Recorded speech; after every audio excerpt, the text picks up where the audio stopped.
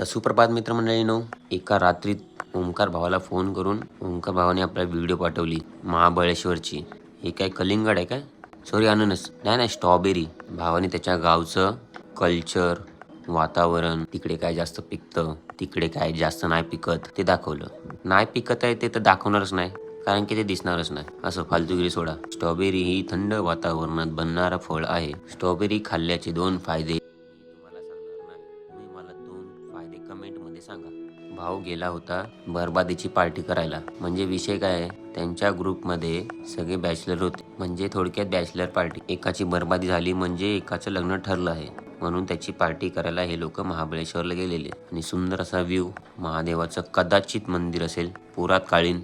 महाराष्ट्रात खूप काय बघण्यासारखं आहे, पण त्याचं संवर्धन नीट नाही झालं, त्याला जपलं गेलं नाही नीट. असं मी बोललो आणि कुणी माझं ऐकलं अशी गोष्ट नाही. तर धन्यवाद ओंकार बाबा व्हिडिओ पाठवल्याबद्दल. सबस्क्राईब